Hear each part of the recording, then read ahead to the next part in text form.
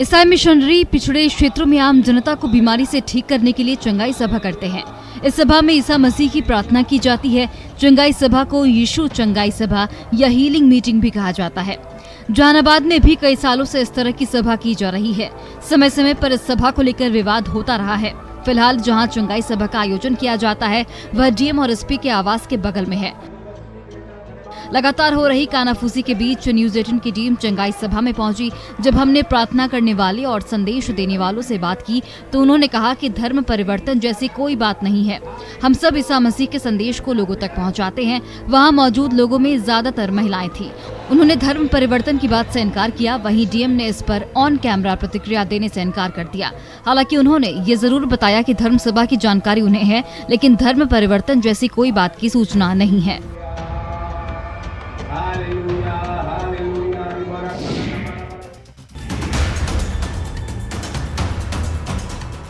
Police और उत्पाद विभाग लगातार शराब तस्कर पर कार्रवाई कर रहा है, पर माफिया है कि मानने को तैयार नहीं और नए नए तरीके इजाद कर शराब की तस्करी कर रहे हैं। नालंदा जिले के दीपनगर थाना क्षेत्र में उत्पाद विभाग ने बड़ी कार्रवाई की है। गाड़ी से 16 कार्टन विदेशी शराब बरामद की। दीपनगर थानाध्यक्ष के द्वारा इसी गाड़ी को 15 अक्टूबर के दिन पकड़कर छोड़ दिया गया था और उसी वाहन से एक दिन बाद बड़ी मात्रा में शराब की बरामदगी हुई, जिससे उत्पाद विभाग की कार्रवाई पर भी गंभीर सवाल उठने लगे हैं। जब्त गाड़ी पर दिल्ली का नंबर है और इसके द्वारा बेधड़क झारखंड से शराब की सप्लाई की जा रही थी, जिसके बाद उत्पाद विभाग की टीम ने इसे धर दबोचा। इधर उत्पाद निरीक्षक ने बताया कि वे लोग जब वाहन का पीछा करने लगे तो तस्कर गाड़ी लेकर भागने लगे। बाद में ड्राइवर और खलासी पुलिस को आता देख भाग निकले, पर गाड़ी से बड़ी मात्रा में शराब की खेप बरामद की गई और पुलिस पर भी तस्करों की पतासाजी में लग गई है।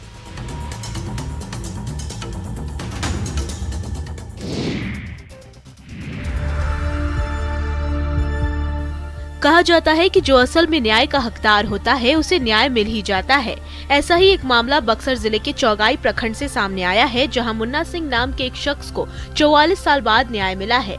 7 सितंबर 1979 में मुन्ना सिंह पर डुमराव थाने में एक दुकानदार पर जानलेवा हमला और गोलीबारी करने का मामला दर्ज हुआ था। तब उनकी उम्र महज 9 साल की थी। देर से ही सही, लेकिन न्याय पाकर मुन्ना सिंह के साथ साथ पूरा परिवार खुश है।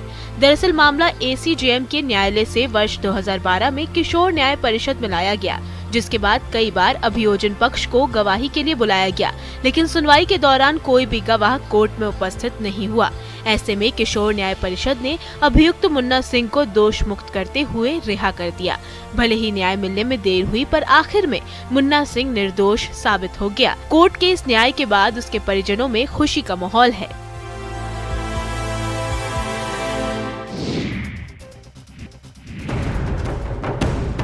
गिरिडीह में दिन रात काले हीरे की तस्करी की जाती है, जिससे प्रकृति को नुकसान पहुंच रहा है, साथ ही राजस्व का भी घाटा हो रहा है।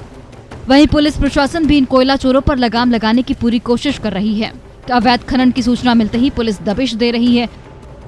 वहीं गिरिडीह में कोयले के अवैध खनन की सूचना पर पुलिस और सीसीएल प्रबंधन ने कार्रवाई की है। सदर एसडीपीओ अनिल कुमार सिंह और परियोजना पदाधिकारी एसके सिंह के नेतृत्व में छापेमारी हुई। इस दौरान 4 टन अवैध कोयला जब्त किया गया। वहीं 4 खदानों की डोजरिंग भी की गई। ये कार्रवाई सती घाट इलाके में हुई है। एसडीपीओ ने कहा कि कोयले के अवैध कारोबार के खिलाफ लगातार कार्रवाई की जा रही है। जहां भी इस तरह के कारोबार को शुरू करने की सूचना मिलती है, तुरंत ही छापेमारी की जा रही है। इस बार भी कोयले का अवैध खनन करने की सूचना पर यह कार्रवाई की गई है और इसमें शामिल लोगों के खिलाफ कार्रवाई की जा रही है। साथ ही सभी की डिटेल्स पता लगाई जा रही है।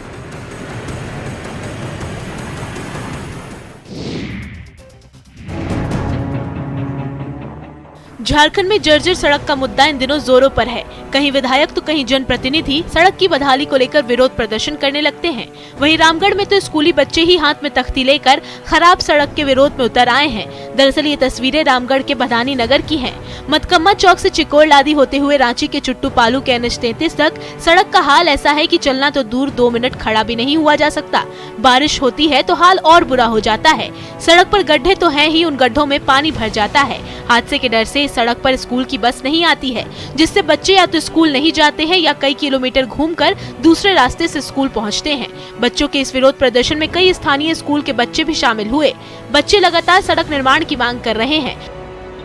इस क्षेत्र में लगभग 100 करोड़ की लागत से 25 किलोमीटर लंबी सड़क का निर्माण कराया जाना है। इसके लिए टेंडर की प्रक्रिया चल रही है, पर सड़क कब बन पाएगी ये कहना मुश्किल है।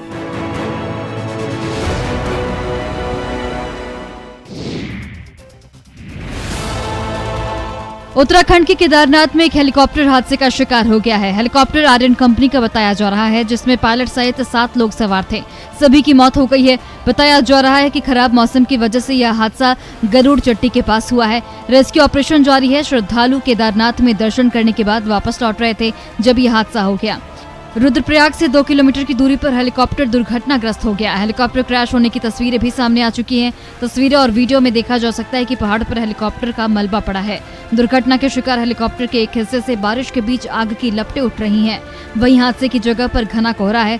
एसडीआरएफ और एनडीआरएफ की टीम बचाव अभियान में जुट गई है। हेलीकॉप्टर क्रैश की घटना पर केंद्रीय नागरिक उड्डयन मंत्री ज्योतिरादित्य सिंधिया ने दुख जाहिर किया है। हेलीकॉप्टर के क्रैश होने के पीछे का कारण खराब मौसम बताया जा रहा है। बताया जा रहा है कि तीर्थयात्रियों को लेकर केदारनाथ मंदिर के लिए उड़ान भरने वाला हेलीकॉप्टर खराब मौसम के चलते हादसे का शिकार हो गया।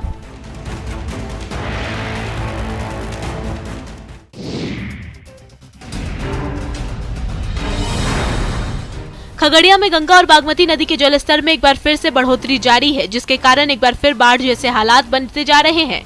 गंगा नदी का पानी धीरे धीरे निचले इलाके में फैलता जा रहा है। परबत्ता प्रखंड के कई गांवों में बाढ़ का पानी फैलता जा रहा है, जिसके कारण देख सकते हैं कि निचले इलाके में बने स्कूल के कैंपस में बाढ़ का पानी घुस गया है। चारों ओर कैंपस में पानी ही पानी नजर आ रहा है। वहीं किसान भी कम परेशान नहीं है। दरियापुर भेलवा गांव के किसानों के खेतों में पानी भर गया है, जिसके कारण रैंचा और मूंग दाल की फसल बर्बाद हो गई है। किसानों का कहना है कि एक नहीं 3 बार गंगा नदी का जल स्तर बढ़ने के कारण खेत बर्बाद हो गए हैं, फसल नष्ट हो गई है, जिसके कारण उन्हें नुकसान उठाना पड़ रहा है। ऐसे में अब किसान को सरकार से मदद की आस है। ऐसी स्थिति होगी कि आप ना खेती कर पाएंगे, ना कोई तरह का बात विचार हम लोगों से हो पाएगा। अब सरकार से यही ना गुजारिश है कि सरकार अब जो करे, हम लोग क्या कर सकते हैं। हम लोग तो ऐसे भी मरे हुए हैं।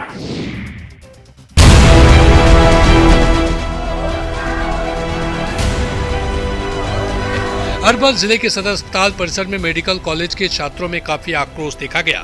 छात्रों ने बताया कि उनका नामांकन सत्र 2021 से 2023 में हुआ है, लेकिन 1 साल बीत जाने के बाद भी पढ़ाई शुरू नहीं की गई है। उन्होंने अपनी परेशानी अधिकारियों को बताई, उसके बाद भी अधिकारियों ने इस पर कार्रवाई नहीं की, न ही मामले पर संज्ञान लिया। छात्रों का कहना है कि अब तक 15 से अधिक आवेदन दिया है, लेकिन इस पर कोई विचार नहीं होता है। छात्रों ने कहा कि सबसे बड़ी समस्या है कि कॉलेज में शिक्षक ही नहीं है, ऐसे में उनकी पढ़ाई बाधित होना लाजमी है। लेकिन तकरीबन 1 साल बीत जाने के बावजूद उन्हें अब तक यह नहीं समझ आ रहा है कि वह करें तो क्या करें। क्लास नहीं होता है, हम लोग 21-22 सेशन है, हमारे न्यू बैच आने वाले। 10 छात्रों के लिए सदर अस्पताल में प्रैक्टिकल तो हो रही है, लेकिन अब तक क्लास नहीं ली जा रही है, जिससे उनकी पढ़ाई प्रभावित हो रही है। सिविल सर्जन, जिला पदाधिकारी के साथ साथ सचिवालय में भी जाकर आवेदन दिया गया है, लेकिन समस्या जस की तस बनी हुई है।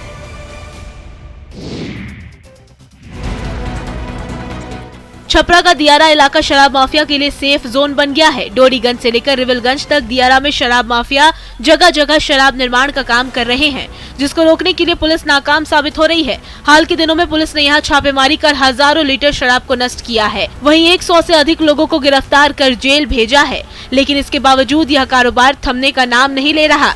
हालांकि पुलिस की कोशिश जारी है। पुलिस शराब की भट्टियों को ध्वस्त कर रही है। दियारा के लोगों के लिए यह एक रोजगार का साधन है। हालांकि अब पुलिस यहां के लोगों के लिए वैकल्पिक रोजगार की व्यवस्था कराने का दावा कर रही है। इस बीच इस इलाके में शराब फैक्ट्रियों को ध्वस्त करने का भी काम पुलिस के द्वारा जारी है, जिससे शराब माफियाओं में हड़कंप मचा हुआ है। शराब माफिया अब अपने लिए नए सेफ जोन की तलाश में जुट गए हैं। वहीं पुलिस का कहना है कि लगातार शराब माफिया को कंट्रोल करने के लिए कार्रवाई की जाएगी, ताकि शराब निर्माण और तस्करी रोकी जा सके।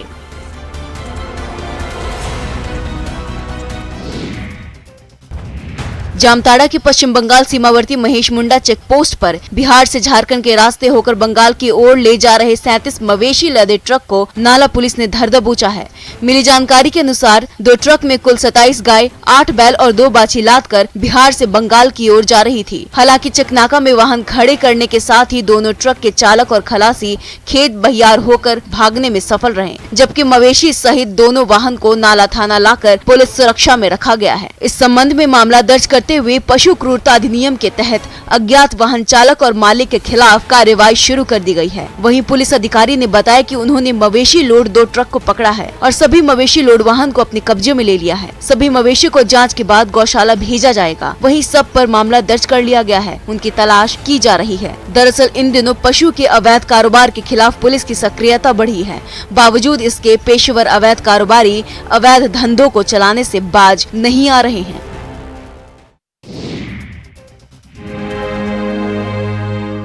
एक नन्ही सी परी को उसकी कलयुगी माँ ने जाने किस कसूर की सजा दी। उसे जन्म के साथ मरने के लिए छोड़ दिया, चूहों को कुतरने के लिए छोड़ दिया, लेकिन मारने वाले से बचाने वाला सबसे बड़ा होता है। कुछ ऐसी ही कहानी सामने आई है दानापुर के फुलवारी शरीफ से, जहाँ कलयुगी माँ ने एक नन्ही बच्ची को भूसौला दानापुर तालाब के पास फेंककर गायब हो गई। उसके रोने की आवाज सुनने के बाद स्थानीय महिला उर्मिला देवी उसे अपने घर लेकर आई। बच्ची के हाथ की 3 उंगलियां और पेट के पास चूहे ने काट खाया था। दूधमुही बच्ची खून से लथपथ थी। उर्मिला देवी ने बच्चे को डॉक्टर के पास दिखाया और उसकी जान बचाई। दरअसल उर्मिला निसंतान है और उन्होंने इस बच्ची को पालने का फैसला लिया है। बहरहाल कलयुगी माँ जिसे मौत देना चाहती थी, वहीं उस बच्ची को अब उसकी नई माँ मिल गई है, जो उसे बड़े ही नाज नखरों से पालना चाहती है। दूसरी माँ यशोदा बनकर अच्छा भविष्य और बेहतर जीवन देना चाहती है। ऐसे में उर्मिला जैसी माँ जब तक धरती पर है तब तक कोई बच्ची अनाथ नहीं रह सकती है।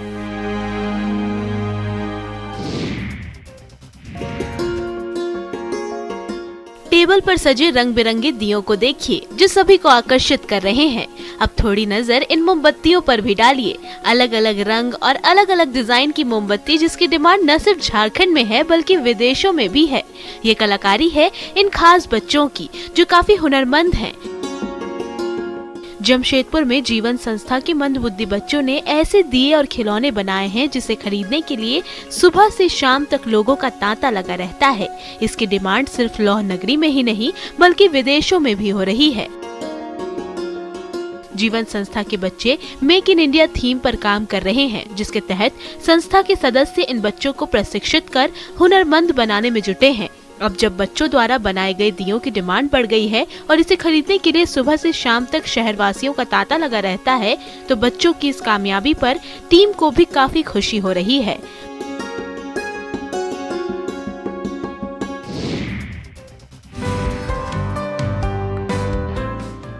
वीडियो गेम और ऑनलाइन गेम्स ने पुराने पारंपरिक खेलों को जैसे भुला ही दिया है। अब बच्चे गुल्ली डंडा और पिट्टो खेलने की बजाय ऑनलाइन गेम्स खेलना पसंद करते हैं, लेकिन अभी भी गांव में बच्चे इन पारंपरिक खेलों से जुड़े हैं। दरअसल शेखपुरा जिले के ग्रामीण क्षेत्र में आज भी भारत की पौराणिक खेल गुल्ली डंडा खेलते बच्चे मिल जाते हैं। इस खेल को खेलने के लिए न किसी खर्च की जरूरत होती है और न ही किसी दिखावे की। बच्चे बस अपने 6 या 7 दोस्तों के साथ इसे खेलने लगते हैं। इस खेल से बच्चों का शारीरिक और मानसिक विकास होता है। बच्चे व्यवहार कुशलता भी सीखते हैं। अरियरी ब्लॉक के चांदी में भी बच्चे टीम भावना से खेलते नजर आए। इस खेल को खेलने के लिए गाँव के बड़े ही बच्चों को प्रोत्साहित करते हैं। खेल के नियम और खेल के प्रति बच्चों में उत्साह भी देखते बनता है। गुल्ली डंडा खेल देखकर भूली बिसरी संस्कृति की यादें ताजा हो जाती हैं।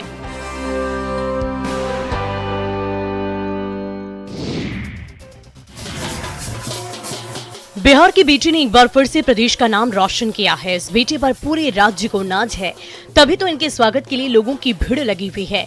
लोग इसे बधाई दे रहे हैं, इसके साथ सेल्फी ले रहे हैं। दरअसल रूबरू मिस्टर इंडिया वर्ल्ड वाइड 2022 का खिताब जीतने वाली सहरसा के नील आर्यन ठाकुर का पटना एयरपोर्ट पर भव्य स्वागत किया गया। सहरसा के नील आर्यन ठाकुर ने रूबरू मिस्टर इंडिया वर्ल्ड वाइड का खिताब जीतकर जिले ही नहीं राज्य का मान भी बढ़ाया है। ये खिताब जीतने वाले बिहार राज्य से वो पहले व्यक्ति हैं।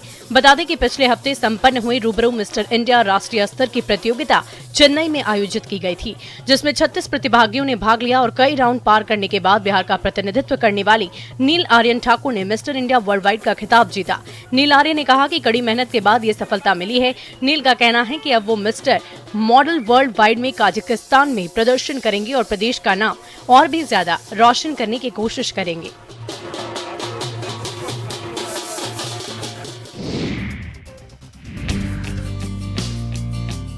दीपावली पर धन लक्ष्मी को प्रसन्न करने के लिए मिट्टी के दिए बनाने वाले कुम्हारों की चाक ने तेज गति पकड़ ली है। कुम्हारों को इस बार अच्छी बिक्री की उम्मीद है। पाकुड़ के हिरणपुर प्रखंड के तारापुर गांव में कुम्हार मिट्टी के दिए तैयार करने में व्यस्त हैं। कुम्हारों की माने तो बाजारों में चाइनीज लाइट्स की उपलब्धता के चलते मिट्टी के दियों की बिक्री पर हर साल असर पड़ता है, लेकिन कुम्हारों को इस बार अच्छी बिक्री की उम्मीद है। हालांकि इस काम में कुम्हारों को लागत के अनुसार आमदनी नहीं हो पाती है। कुम्हारों ने लोगों से चाइनीज लाइट्स का बहिष्कार कर मिट्टी के दिए खरीदने की अपील की है। दरअसल कई मुसीबतों को झेलने के बाद ये दिए आप तक पहुंचते हैं। बाजारों में भी इसे लगाने के लिए कई परेशानी का सामना करना पड़ता है, लेकिन बाजारों में चाइनीज लाइट और आर्टिफिशियल दिए आने से इनके रोजगार पर काफी बुरा असर पड़ रहा है। मिट्टी के दिए का उपयोग काफी कम हो गया है। मेहनत करने के बाद भी इन्हें इतनी मजदूरी नहीं मिल पाती जितने के ये लोग हकदार हैं।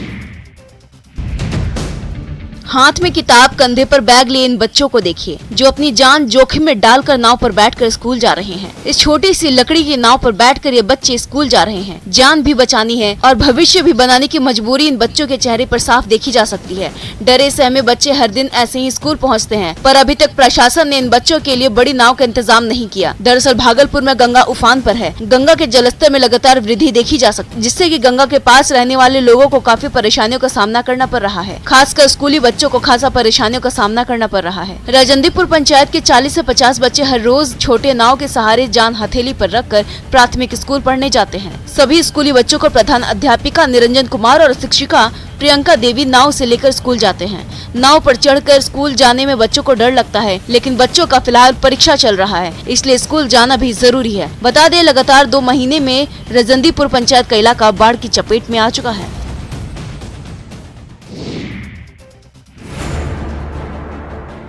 एक बार फिर से भागलपुर में गंगा ने विकराल रूप धारण कर लिया है। सबौर प्रखंड के इंग्लिश गांव में देर रात तेज कटाव शुरू हो गया, जिसके बाद ग्रामीणों में भय का माहौल देखा जा रहा है। रात में अचानक हो रहे कटाव के बाद से कई लोग अपने घरों को खाली करने में जुटे हैं। पीड़ित परिवार अधिकारियों और जनप्रतिनिधियों से मदद की गुहार लगा रहा। इनका आरोप है कि लगातार हो रहे कटाव के बाद भी कोई इनका हाल जाने तक नहीं पहुंचा। इससे पहले भी यहाँ हुए कटाव में दर्जनों घर गंगा में विलीन हो चुके हैं। कई बार कटाव रोधी कार्य शुरू कराया गया, लेकिन वो नाकाफी साबित रहे। अब तो कटाव निरोधी काम भी बंद हो चुके हैं। गंगा की धारा गांव की तरफ मुड़ गई है, लिहाजा कई घर अब फिर से गंगा में समाहित हो रहे। नदी के पास वाले इलाके में तेजी से कटाव हो रहा है। वहीं कई लोग खुद अपने आशियानों को उजाड़ने के लिए मजबूर है, ताकि वो कहीं और जाकर अपना घर बना सके। प्रशासन का कहना है कि 2 से 3 दिन के अंदर जलस्तर सामान्य हो जाएगा। वहीं लोग प्रशासन से सहायता की गुहार लगा रहे हैं।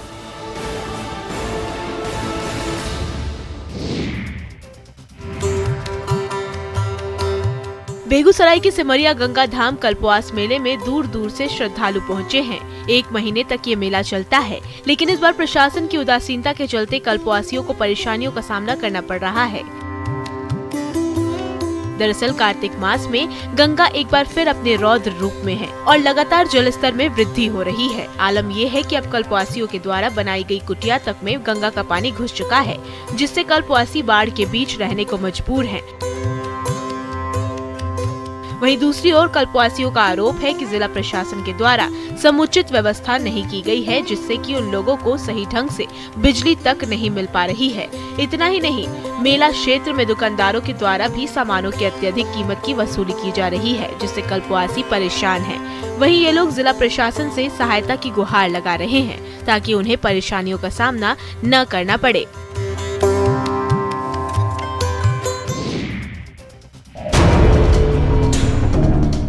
रांची में बाइक चोरों का आतंक बढ़ता ही जा रहा है। बाइक चोरी करने वाले गिरोह रांची के कई हिस्सों में एक्टिव हैं। बाइक चोरी की एक तस्वीर सामने आई है, जिसमें आप देख सकते हैं कि कैसे चोर चोरी की घटना को अंजाम दे रहे हैं। हालांकि ये पूरी घटना सीसीटीवी में कैद हो गई है।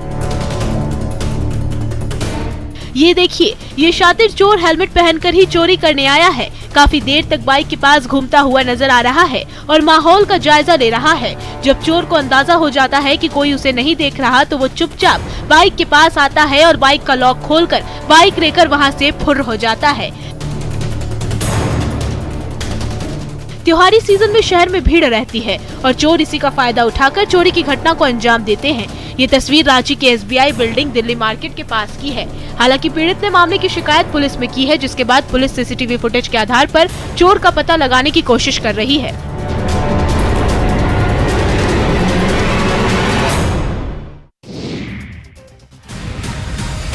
मध्य प्रदेश के छतरपुर से एक दिल दहला देने वाली तस्वीर सामने आई है, जिसे देखकर आपका भी इंसानियत से भरोसा उठ जाएगा।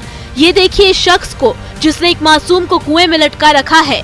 बच्चा रो रहा है, गिड़गिड़ा रहा है और छोड़ देने की गुहार लगा रहा है, पर इस सनकी युवक को तो जैसे कुछ समझ नहीं आ रहा। और इस मासूम को इतनी कठोर सजा दी भी तो क्यों? सिर्फ एक मोबाइल के लिए। ये मामला लवकुश नगर थाना क्षेत्र के अटकोहा गांव का है, जहां एक शख्स का मोबाइल चोरी हो गया था, तो उसने मोबाइल चोरी के शक में गांव के ही एक मासूम बच्चे को पकड़ लिया और मोबाइल चोरी करने की बात को कबूल करने को कहा, जिसके बाद बच्चे ने इस बात से इनकार कर दिया। फिर क्या था, इस सनकी युवक ने बच्चे को पानी से भरे कुएं में लटका दिया। मासूम के रोने की आवाज सुनकर पास से गुजर रहे एक युवक मौके पर पहुंचा और बच्चे को बाहर निकालने को कहा, जिस पर सनकी युवक ने कहा कि जब तक मोबाइल नहीं देगा बच्चे को नहीं निकाला जाएगा। इस दौरान युवक ने किसी तरह से आरोपित की करतूत का वीडियो बना लिया और उसे पुलिस को सौंप दिया, जिसके बाद बच्चा घर पहुंचा।